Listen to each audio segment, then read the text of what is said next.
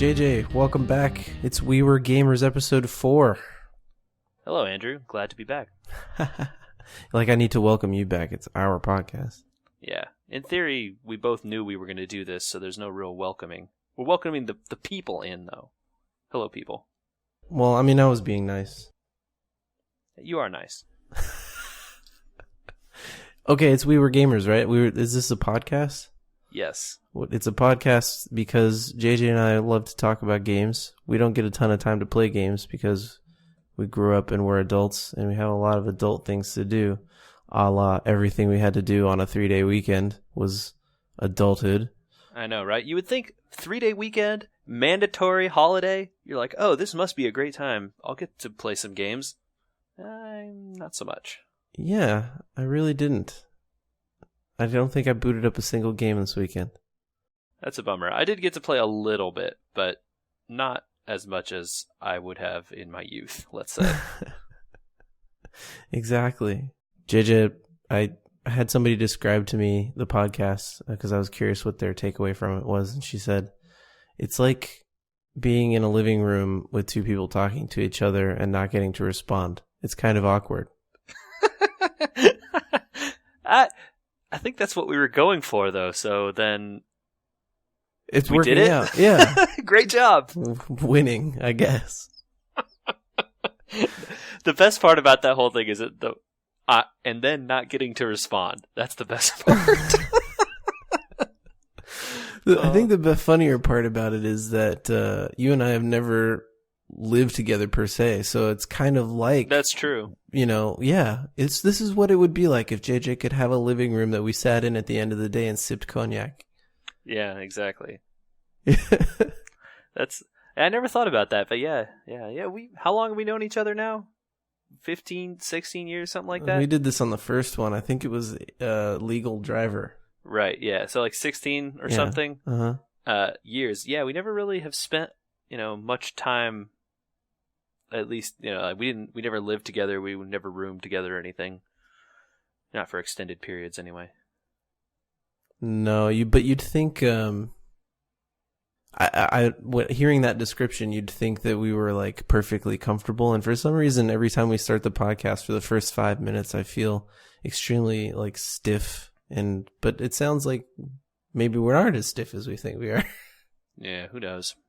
So Andrew, what did you get up to this weekend then? Oh man, it was a long adult-filled weekend. Although today, which is actually the holiday, had a great time going up and going to a barbecue for a birthday and all that sort of stuff. So awesome. Adult fun, but not gamer fun. Okay, but like, what was at the barbecue? This is what's important. The important stuff. I can't even count.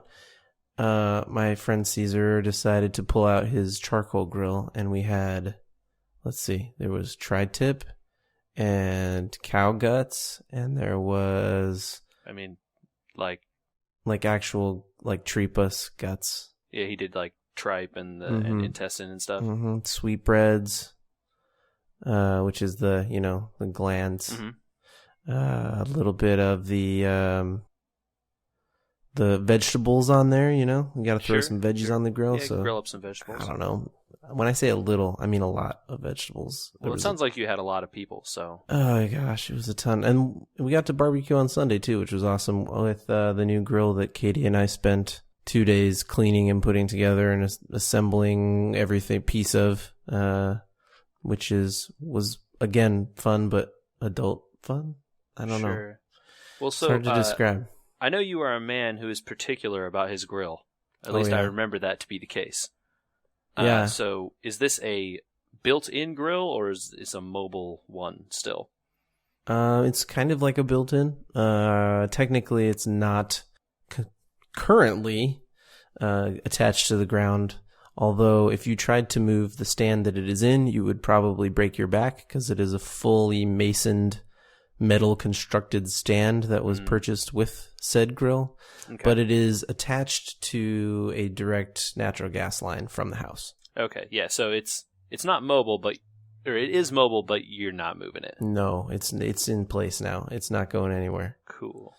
Nice little 3 main burners, rotisserie burner, smoker tray, 2 side nice. burners. 2 side burners. That's fancy. Oh, yeah.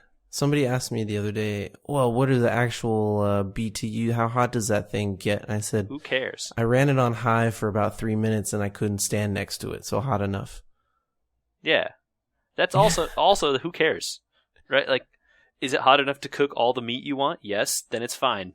It was a used grill, which means it was like a couple years old, which is why we spent so much time cleaning it. But it's one of those DCS brand things that has a lifetime warranty on it forever. So you might as well buy, like when you go buy old power tools, you like look for ones with lifetime warranties on them. Sure, yeah. But yeah, so we put that whole thing together. It doesn't, because it's an older grill, doesn't have a thermometer on it. So maybe I should get one of those. Yeah, well, those are pretty easy to install, right? But I also did some grilling related things this weekend. Oh my gosh. That was good. Yeah. My misadventures in attempting to grill pork ribs this weekend. Not that the pork ribs turned out pretty good. The problem is that I ran out of propane about maybe 35 minutes into the 2-hour cook time. Oopsie. I went out to check on them just to make sure the heat was where we wanted it and stuff, because it fluctuates up and down a little bit. And I turned it down, maybe 5 minutes ago. Why is it, like under 100 degrees now? That's very confusing. That's some slow cook. Yeah, like we're not doing that. This is some real slow. It's like some sous vide stuff or something. I don't know. Yeah, no, that was because the gas was off because it was out of gas. So you don't have a second tank, or do you? No, I don't. So we had to go fill the tank up. Luckily, there's a place down the street, just run down there and make them fill it with propane. But yeah, having a second tank would have solved that problem. Yeah, that's one of the things I considered, because I have a small grill that was a fantastic Christmas present that feeds off of a propane tank that we use for tailgating. Mm-hmm. And so I have a tank, and I considered when we were deciding where to put this thing, whether to attach it to the house or not, if I convert it to propane so that it could always run on tanks. And I was like, just the convenience of never having to check a tank. I can walk outside at any time, flip a switch, and just turn it on and you're good to go. Yeah, it's the right... I would do that with mine if I could, but it's not... Some disaster aficionados would tell you not to do that so that you could always have something to cook on. But since I have that grill in the garage, I kind of am not worried about it. I don't think there's too likely to be a disaster of that proportions in the area where you live. I agree with that statement. But that was the fun part of the weekend. But there was also some planning for new office moving, which is why maybe my mic might sound a little bit different, because I'm sitting in an empty room, which is kind of echoey. I have a blanket draped basically over my head to try and combat the echo. But we lost a roommate this week. R.I.P. Shout out. Pour one out for Michael. I don't know. It's not like he's dead. No. He just moved. Well, yeah. But, it's one of those things, you see somebody... It's like they're dead. They're gone. You don't get to see him as much, and that sucks sometimes, for sure. It's all good. I'm sure there will be plenty of text messages. There will be a little withdrawal, too. Yeah. But you lost your roommate, too, this weekend. Yeah, my roommate finally finished his moving out this weekend, so that's good. So you have an echoey house, but not the room you're in. Yeah, the room I'm currently in retains the level of echo that it had before. And then, of course, you and I probably both had the standard...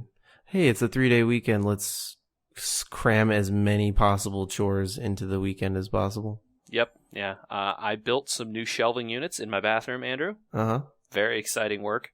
Using a drill. Getting to use a drill is always fun, I think. It's really pretty good.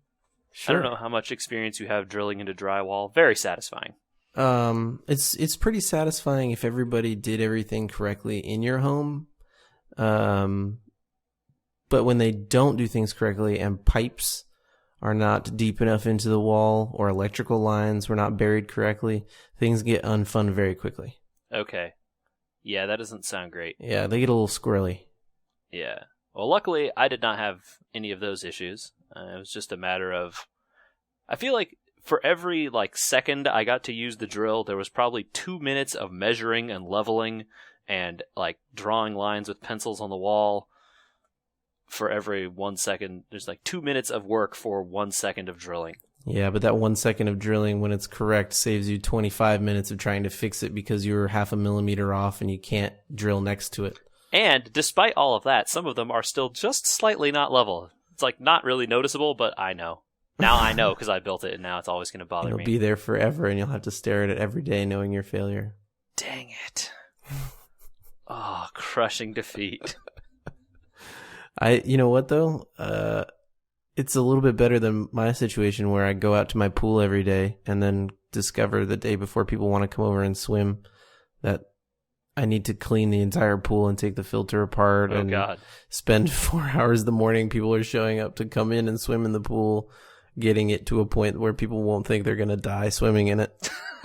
Wow. Yeah, okay. You're right. That's worse. Okay, well, I've been a little bit coy because I wanted to lead into it. On Saturday, I got to go, thanks to Michael, to a murder mystery scavenger hunt. Oh, yeah. I think Michael told me about this at some point. Yeah, so he heard decided about it a while to ago. schedule it with Laura, his girlfriend, this weekend. And he and his friend George and Laura and I all went to Laguna and spent roughly 3.5 hours walking around doing a scavenger hunt to try and solve a murder. Cool. Yeah, it was ridiculously fun and far more fun than I would have expected based on the description. I still thought it would be fun because walking around Laguna is fun, but yeah, I mean, that sounds pretty cool to me already. So, set the scene for us here. Oh, do you mean like the I don't care about the story. Oh, okay. Just set the mean physical us. Yeah. How does it work? How does it work? Okay, so you show up at a designated time. There's going to be a start time, which in this case is 11 in the morning. You get a packet of papers that tell you 12 locations, and at each of the locations is a puzzle, basically. They have to use the location to figure out. Okay. So at one location, it was a sculpture garden, and you had to go to each sculpture and find the names of people based on whether they donated it or the title of it or the artist's name or whatever. See which ones fit in these spaces, line up all the spaces until you came up with some words. And then the words led you to another statue that gave you like letters you had to line up, that sort of thing. Mm-hmm. And then eventually you get to the point that you knock off 2 suspects off your list. Gotcha. And so are these clues like, is there some like story reason, thematic reason why you're doing this? Are you like following the Riddler here? I don't think you're not like following them to locations specifically because of the story. Okay. It's just a reason for you to solve puzzles. Yes, exactly. It doesn't really matter. Any sort of puzzle answer. It's just sort of a reason to go do the puzzles, which is a lot of fun. And some of them were actually some of them were pretty easy, but some of them were like, oh wow, okay, we have to backtrack to another location because we didn't not because we missed anything, but because we didn't have all the information at that time to get all the answers. That's cool. It's cool when you discover things about puzzles and then you later realize, oh, if you go back to like the earlier puzzles, oh, there was more stuff here. Yeah, it was a lot of fun. So they do it, actually, I was going to tell you, they do this in San Diego too. The same company. Oh, yeah? Mm-hmm. Old Town San Diego and Oceanside. Oh, yeah, but Old Town, that would be cool. Yeah. I might have to check that out. Sounds fun. It was a lot of fun. I can't say way more than I expected because I expected to have fun. And I was actually kind of excited once I heard how it worked. Mm-hmm. But still more fun than it sounds when you just describe walking around and solving puzzles. Because a lot of people would be like, that sounds... why would I want to walk 3 hours to solve puzzles? Sure, it sounds like, I'm going to be walking around outside and be hot and bored. But, I never spent too much time in Laguna. I've driven around it and gone to restaurants there and stuff, but never anything crazy like walking around it for a day. It's a really nice town. A lot of art there. I mean, that's kind of what they do. Yeah, it's their thing, I guess. So it was a weekend of fun for me and adult Oh. stuff. But I also had a moment this weekend where I realized how much of an adult I was. Okay. I shaved for no reason. You shaved for no reason. I always shaved because I was going to do something. You know? You need to explain this some more. I don't get it. I don't know. I mean, like, I've been lucky enough, I guess, to not need to shave that much. You are not what we would call a person who grows a full set of facial hair. No, not nearly close. It's kind of disappointing. But at the same time, I could skip a couple days and no one would notice. Yeah. But I found myself Saturday afternoon thinking like, well, I could just shave right now. I have a few minutes. And for no reason. I don't understand how that predicates you feeling old somehow. I don't connect those two things. That doesn't make any sense to me. Well, because you can't just, I mean, you could get scruffy if you wanted to, right? Back when you were sitting around playing PlayStation in pajamas all day. Okay, yeah. You know, you could get scruffy for days and no one would care. Mm-hmm. And then, oh, well, you know, I'm going to go out on Friday, so I'm going to shave. And then no one will know that I laid around in my pajamas all week. Okay. All right. Okay. I see the through line there now. Gotcha. Sorry? Question mark? I don't know, dude. It was just a random thought that I had right after talking about like walking around on a scavenger hunt for 3 hours. I was like, but at the same time, in the same day, I'd shaved for no reason. Yeah, I guess we all grew up a little bit, and you grew up another little bit today. All right. Well, episode 3 was exhausting. Yes. We meandered a lot in that episode. I don't know if people noticed, but it was only 44 minutes, and that was because we ended up cutting out 20 minutes worth of meandering, kind of like this last 10 minutes. This is less meandering than that, though. Yeah. But Andrew, let's bring it back on track. Do you know what game we did play last week? Based on last week's discussion, we said we were going to go play Overwatch, and we did. We did play some Overwatch. What'd you think? I have played a little bit more Overwatch since then. I'm going to guess a decent amount more than you. But we did play together for the first couple days. Yeah, we played a little bit. That game's pretty good, man. I like it. I've been playing more than I thought I would.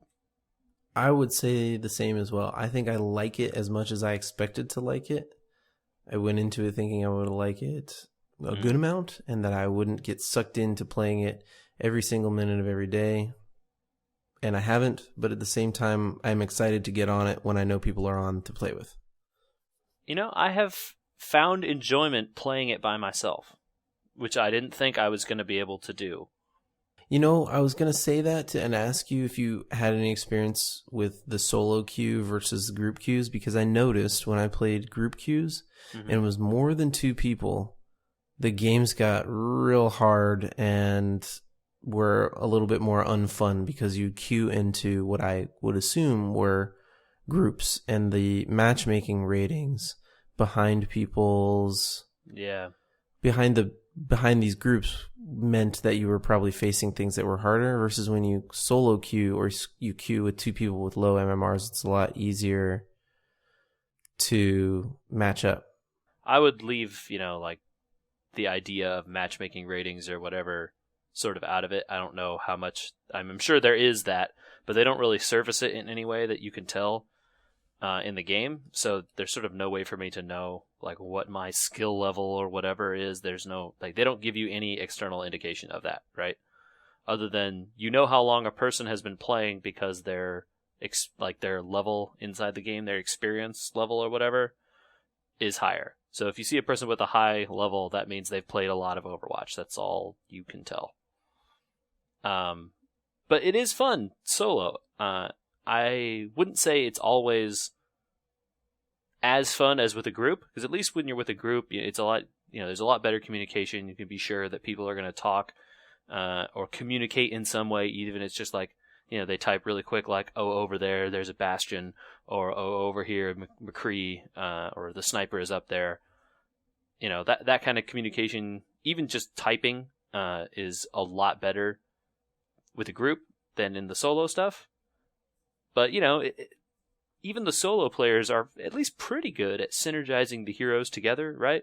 If I play Reinhardt, who is a big sort of tanky dude and puts up a big shield wall, and people can stand behind it and shoot through it, most people, it seems, or at least a lot of the people I've been playing with, are pretty good at, I shouldn't go run out in front of this thing and get shot.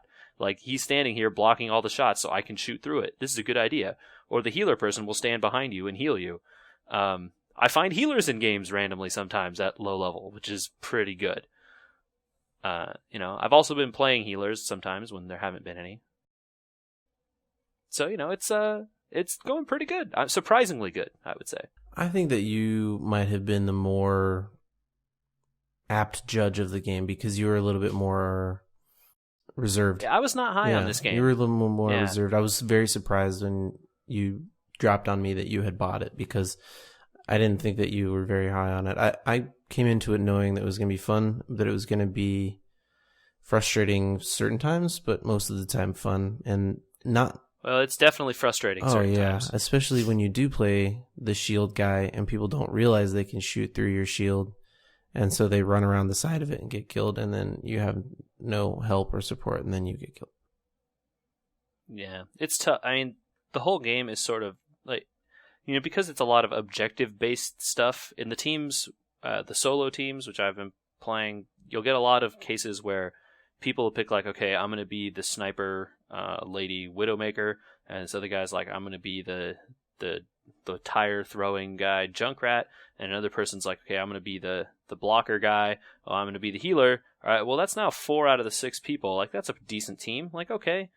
Like, that's pretty all right. And then you have, like, your other 2 people pick someone random. But if it doesn't, like, that team sounds good on paper, right? But if people don't go together as a group and follow the payload around, it kind of, who cares? Like, it's like, oh yeah, we have this great team and we could be great, but if we're not actually there using our abilities together with each other, the team is completely worthless. Like, we might as well all just go pick Bastion and stand in a corner. Which happens all the time. I haven't seen a lot of that. Or I haven't seen a lot of people just all of a team picking one thing. I haven't seen much of that either. I was just thinking of specifically Bastion, who, for people who haven't played, is a character that sieges, basically. So he's a robot, and he transforms like an Autobot, but when he transforms, he can't move. So yeah, he turns into an immobile turret. He's a giant turret that can't move, and so a bunch of people pick him on maps, and they turret up, and then you never see them again, and they don't help the team at all. Well, at least it seems most of the time I've been playing with or against other Bastions, it seems like they at least choose, like, a lot of them seem to choose useful spots on the map to turret up, and then just, like, point their gun at the opening, right? Or the big, obvious walkway. And they're like, okay, I'm going to cover this walkway with this giant gun and put my back to a wall and sit here and, spray bullets at this opening. And as soon as anything moves inside it, it's going to get killed. And so that's good. It's a lot better than the ones where they, become a turret and you never see them again. I think maybe I run into that more than you because of my lesser play in terms of time. Yeah, I think, if you played some more, you definitely would see less of it anyway. Well, that's pretty cool. I'm glad that you're enjoying it overall. I was worried, especially after a few frustrating games, if you would still enjoy it as much. The game becomes a lot about finding ways around whatever sort of thing the other team has set up. I heard someone else say that even though that sort of stuff is kind of similar, like to, I think there's Battleborn and a couple other ones, like, yeah, some of the maps and objectives and finding the team balance is somewhat similar. The flair and character and differences between these characters that they've used and the completely unnecessary, if you think about it, world they built around them, which we talked a little bit on the last episode. They made videos about all that sort of stuff. Right. All these characters have a backstory.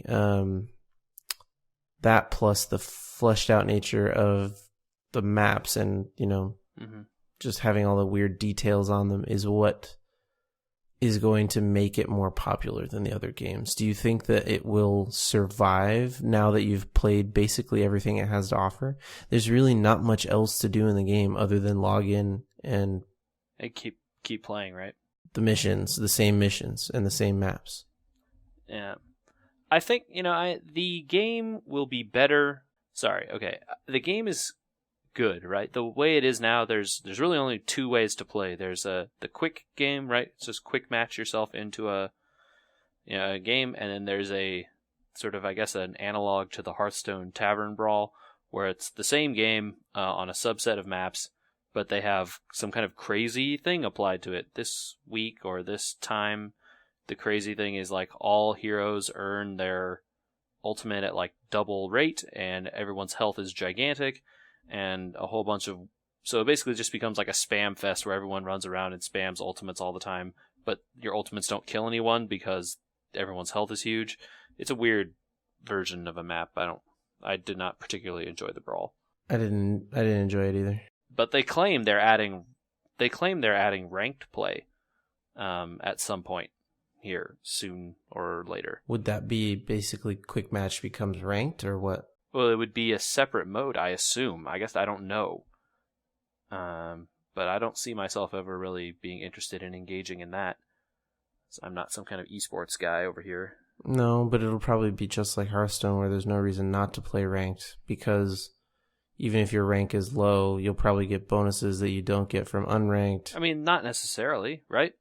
It could be the MLG rank ladder, and if all the MLG rank ladder is doing is giving you, ranking points or whatever, why do that? If we're just going to play for a few hours, just want to shoot some dudes, there's no reason to get on that. Like, what can they give you? Like, oh, you get another cool spray for participating in this rank season. Mm-hmm. You spray one time in the match. Who cares? Plus, I never need to change my spray again. I got the well played symbol from Hearthstone. Now I'm good. I'm literally done. I never need to have another spray. I guess.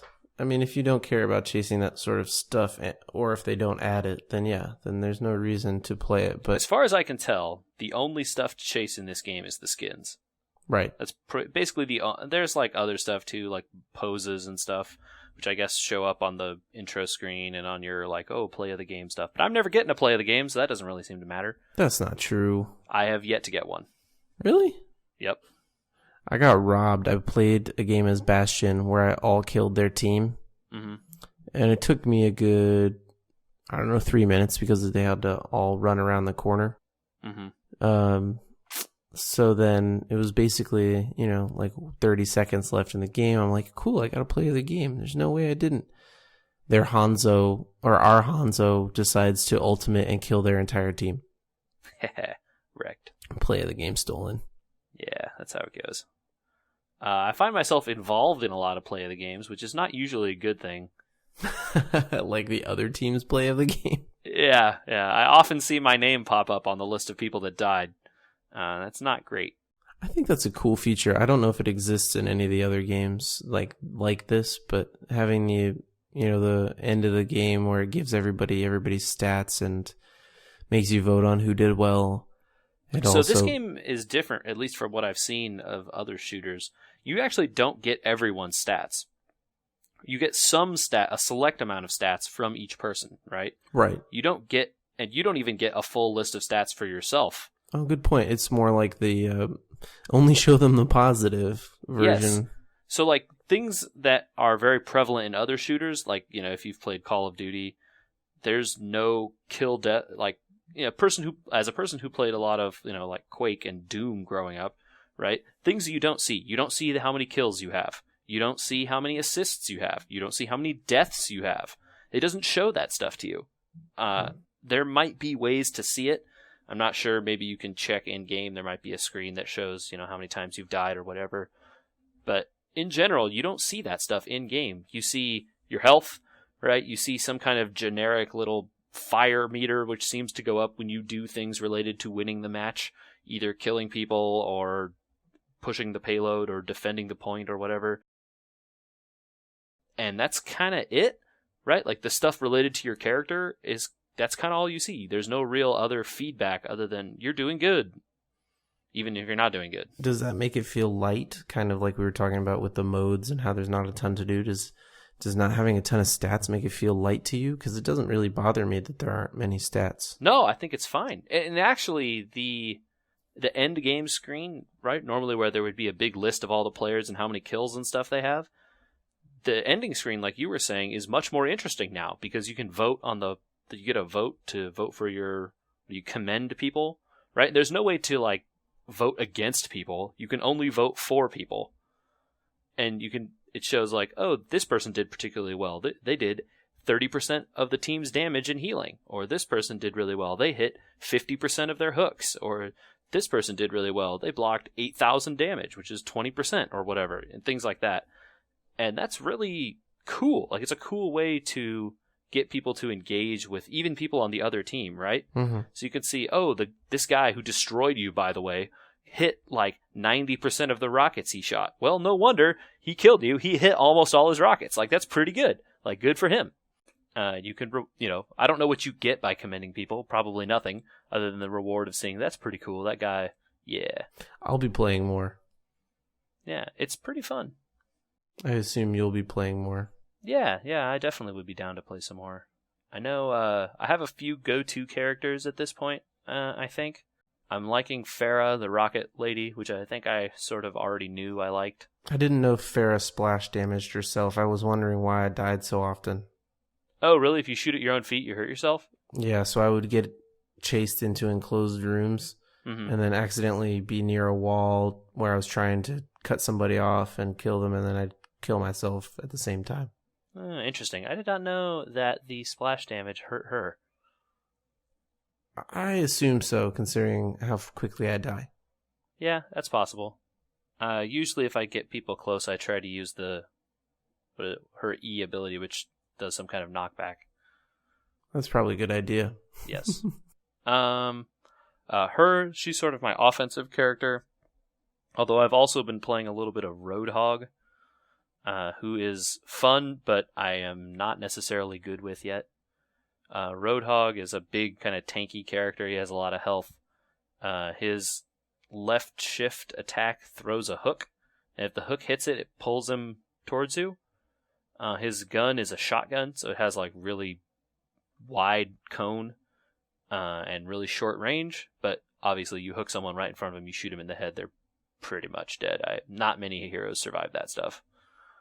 Just the sort of the big tanky ones can take more than one shot. And then he has a self-heal on his E, which is, I guess, the default key is E, that heals him for like 50% of his life or something. So he's a really interesting kind of character. He doesn't do that much damage unless they're right next to you, which means you either have to like run towards them, which is not usually a good move for your health, or bring them to you with the hook, right? But the best thing is use him defensively, right? And you throw the hook out there and pull him into your team's kill zone, right? The team just destroys him. Hook him right next to your Bastion's turret. I've seen a lot of people using him with Symmetra, who is a character that has like these laser traps. Oh, yeah, So they set up a ring of laser traps with her, and then Roadhog just hooks people and pulls them into the laser trap death grid. Yeah, totally. I have not experienced that, but that makes perfect sense. Yeah. Yep. I've done a lot of pulling people into areas where the dwarf builds his turrets, or Bastion is sitting with a sniper thing, and that's pretty cool. However, again, this sort of goes back to the teamwork talk. If you are playing Roadhog and your team does not know what to do with that, pulling them into anywhere is completely useless. Right, because then they won't do anything about it. Yeah, like you could, it's like, and then again, also if you pull the wrong person, right, it's like, oh, I hooked Diva, this is awesome. You pull the mech in, and then she's like, cool, and she blows the mech up, and you just killed your whole team. Oops. Yeah, I did that too. Not great. Not great. Booted. Yeah. So it's a learning experience, of course. So I like that guy also. He's pretty fun. Who else have I played? I've done a lot of Soldier 76, who's kind of a more ubiquitous character. He's got the assault rifle machine gun with the kind of grenade launcher on it, and his ultimate's pretty simple. I sort of haven't played him at all, so I'm interested in hearing about him. Well, his first few shots on the gun are extremely accurate, and then they go down in accuracy, it seems to me. Mm-hmm. His ultimate doesn't do any more damage or anything. It just makes sure you get an aimbot for a few seconds, and the aimbot can't headshot. So it's more of a, if they're really far away kind of thing, maybe you trust the aimbot to hit them. It's not going to make your aim worse. So if you're already headshotting them, it's still going to headshot, right? I don't think you can while it's on. I don't think you can headshot them. But I guess it's good if they're trying to hide too a lot. Sure that you're going to hit them. Yeah, if they're like halfway behind a wall or things like that. He's got a little bounce back grenades launcher sort of thing, and then his L shift is just a sprint, so you can run across the map almost infinitely. Basically, it seems anywhere you want to run to, you can just sort of run that far. And it's worth noting, that sounds boring. It's like, oh, he has a run. It's pretty useful to be able to run in this game. Like, it's surprisingly good to be able to run quickly. So, you die and you want to get back to the control point or whatever. Yeah. Picking like characters like Roadhog, for instance. Roadhog has no way to move faster. He moves as fast as he moves. That's it. But he has, so 76 has, not a ton of offensive, what I would say strengths, but he does a decent amount of damage because he doesn't specialize in one type of damage. He just sort of is a damage dealer, but he also has a decent amount of health, so he can stay alive for a few hits. And then he can also heal himself with a little drop down on the ground sort of thing. It doesn't just heal him, it heals anyone. Yeah, it heals anyone that steps into it on our team. Yeah. So he's kind of like a nice all-arounder, a good way to learn a lot of the maps without taking away from the team because you don't know what you should do as a particular character on a particular map. Like if you're, let's say, the sniper, like a Widowmaker, and you don't know the map perfectly, then you're going to be in all the wrong places, right? Right. But a 76 is just about being near the capture point or the payload or whatever. You just go near it and you take out the other team or you help push it. So I kind of decided that was going to be like, I don't really know what I'm doing here or what I'm supposed to be doing or this team. Then I'll take 76 and try and just play the ubiquitous help character. Yeah. Who we found when we played that one match, if you have a healer on, he's really good. Yeah, he can stave off a pretty decent assault.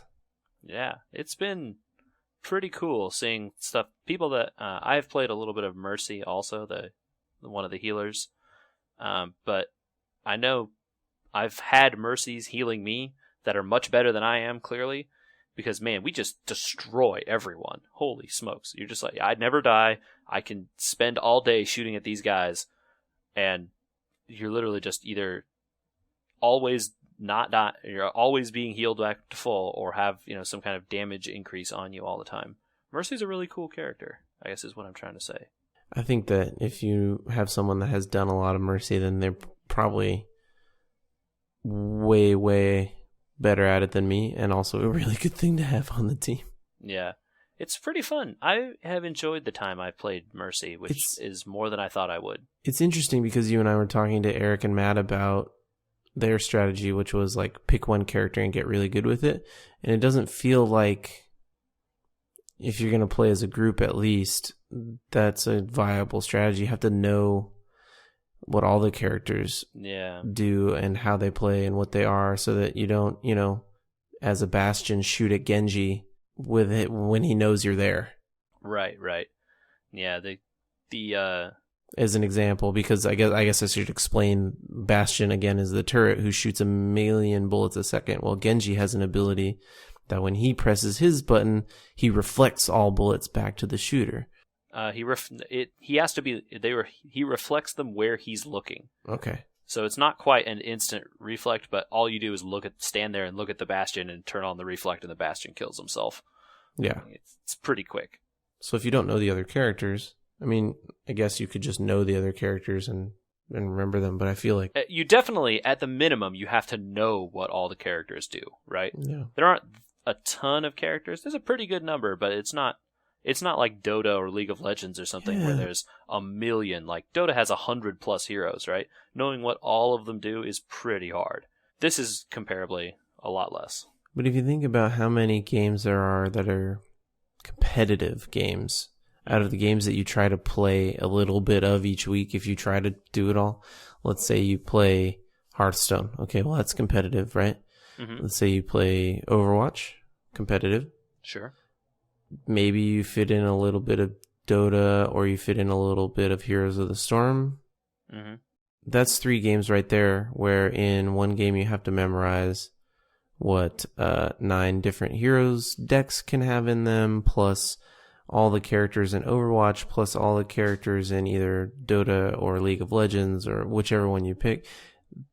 How many games can you keep up with in terms of the competitive abilities of every single class and character in all these games? I mean, the answer is you can't, right? You have to, at some point, again, just by the nature of me playing all of these different games, I am not as good as the people who only play those games, right? If the professional Dota players only play Dota and they play it for 10 hours a day or something like that, right? Mm-hmm. So me, the person who then also plays some Hearthstone and also plays some Overwatch and also plays Civilization and then also goes and plays all other kinds of games, right? I am, just by nature of me choosing to spend my time in other ways, I'm not going to be as good as that person who spends all their time honing and focusing on one thing. Do you think that these games are, as they're going to get older and more refined and more modes and all this sort of stuff?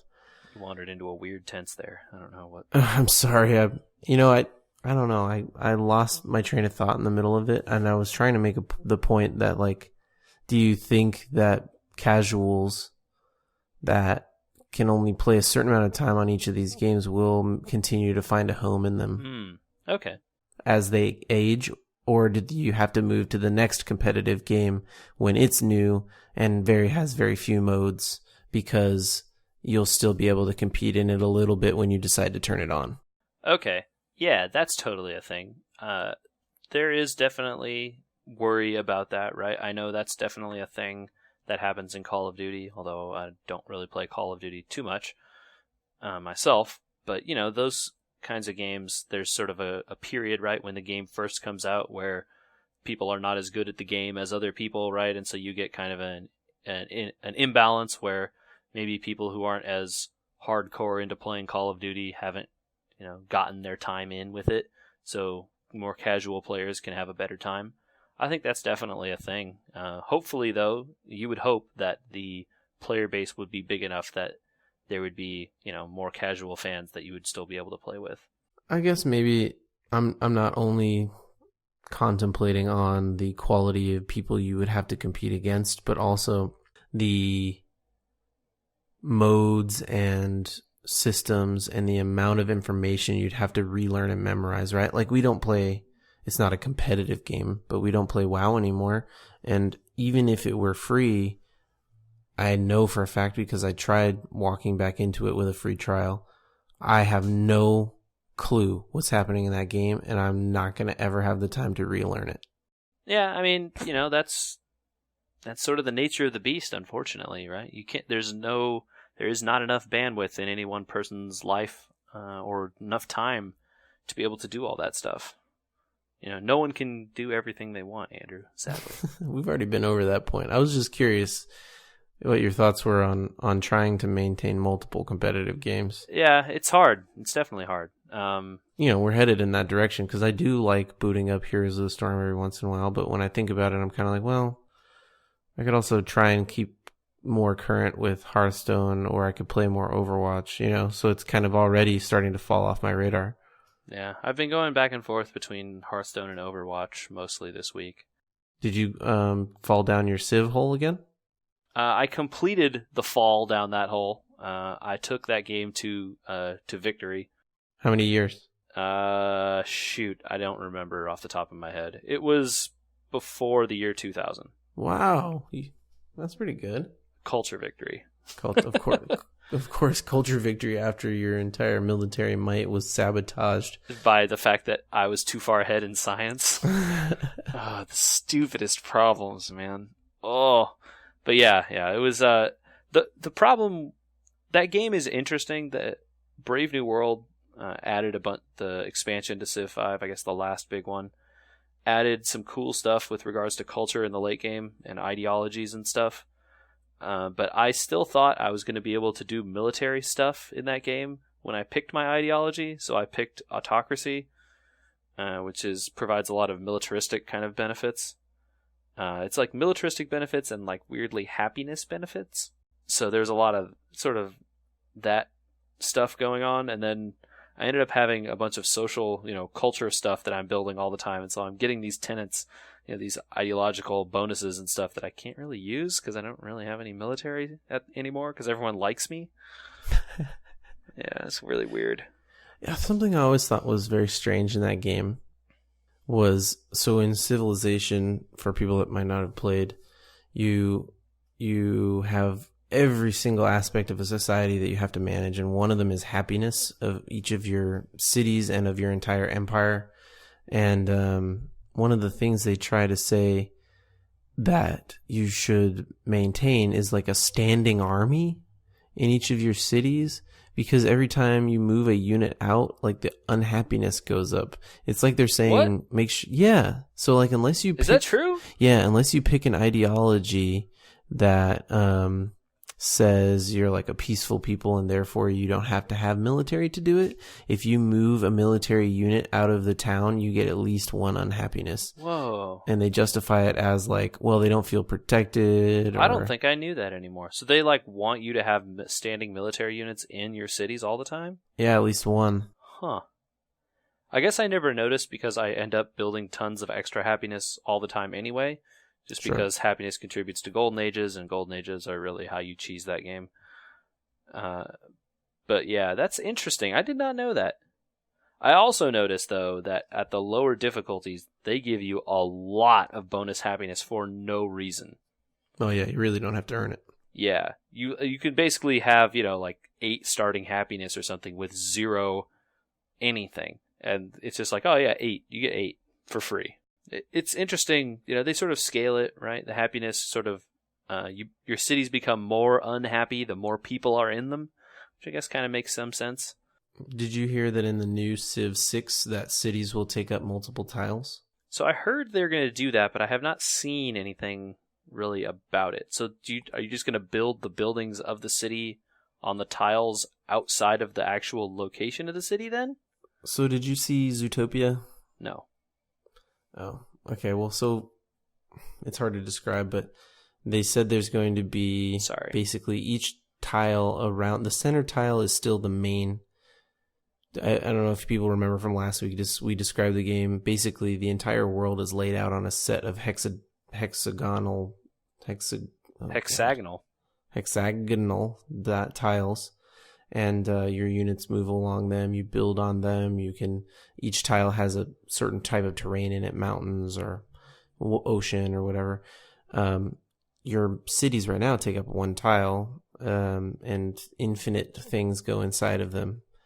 Somebody had the idea like, well, if we're going to unstack military units, it doesn't make much sense for us to say each military unit takes up one tile, but a city still only takes up one tile. So they're going to say the main city still sits in one tile, but to build certain buildings, you have to add on districts, and the districts go on exterior tiles around the city. But you can't fill every single tile around the city with districts because you'd then cut off all your farmlands and your mining opportunities, etc. So if you don't build all districts, you can't build all buildings. So you have to kind of pick and choose. Interesting. So, because one of the main things when you're building stuff in your city in Civ, right? You want to develop the tiles around your city so that you can produce more food to get more people. You want to build mines on the mountains and stuff so that you can get more production so you can build the buildings faster. You want to build, trading posts and stuff so you can get more gold so you can make your empire more prosperous. And so you're saying you have to choose to replace those. So it's like, oh, I could build a farm here, or I can build this district that I want to help me build these other buildings. Yeah, and because I have that district, I can then build an aqueduct and a police station and a temple. Oh, interesting. That's a very, wow. So it's like, oh, you can give up the ability to have this extra food in order to get access to these other buildings. Oh, wow. That changes it quite a bit. The other thing that to assuage your fear, I read in the same article, was that all the stuff that they've been showing off has been an alpha build. So it does not look like a mobile game. It just has no textures in it. Okay, that's good. Because, yeah, man. Yeah, some of those builds early look a bit Clash of Clans-y, which is not good. Well, the one I saw pictures of looked abysmal. Yeah, it does. It's not great. I'm not one to bash on people's work, and if that's if it's a look that people are going for, but like if this was a look that you were going for, you'd say like, okay, well, why didn't you just make the whole thing pastels? I mean, Right. It just looks terrible. Right.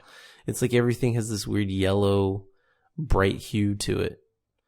Yeah. I guess that's the lighting effects they're putting in place or something. I don't know. Yeah, I don't know. It sounds like the Fog of War is going to be different this time, too. Yeah, I didn't read much about that. So it sounds like that, because, in previous Civ games, right, you start off with the map unexplored, you only see the little area around your units that you can see, and then after you explore them, the map is revealed, but still, you can't see what happens there unless you have a unit there, right? It's just, you can see, oh, I know there's a hill here, I know there's an ocean here, even though I don't have any units there. And it sounds like they're going back on that where if you don't have units there, you don't get to see anything.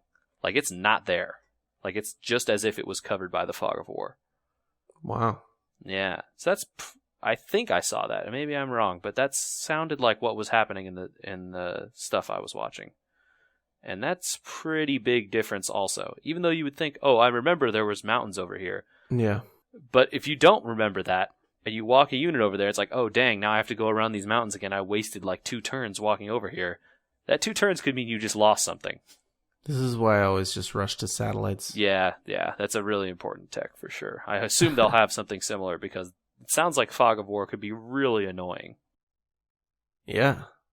It sounds like it would be extremely annoying, but Civ 6 does look promising from what I read. But did you fall further in the hole, or did you just you climbed out after you won that game and uninstalled again? Yeah, after I won that game, I was able to pull myself out of the hole, and it felt good.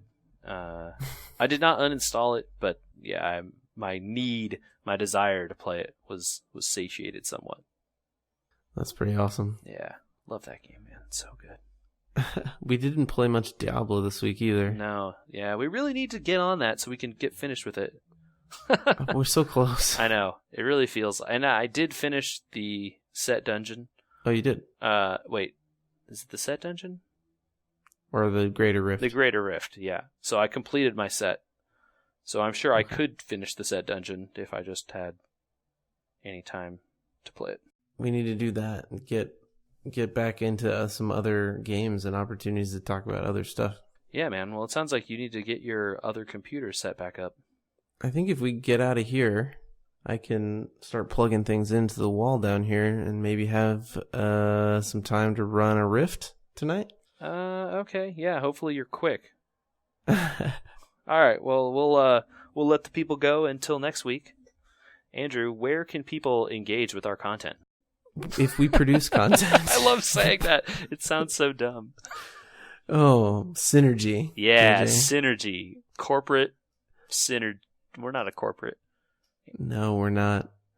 But if you want to find out when episodes come out or generally find a way or place to yell at us for incorrect information or making sure that we talk about something that you would find interesting, you can find us at Twitter at We Were Gamers or at Instagram with We Were Gamers, or you could email us at podcast@weweregamers.com because we have the website weweregamers.com. Yeah, send us some stuff, you guys. Tell us how we're doing, or tell us how we're not doing. Well, hopefully how we're doing, because we're getting episodes out, JJ. That's right. Producing content for the people. Hashtag synergy. Hashtag synergy. I'm going to go plug in some Ethernet cables, and we're going to get in some Diablo tonight. Let's get out of here. All right, that sounds good.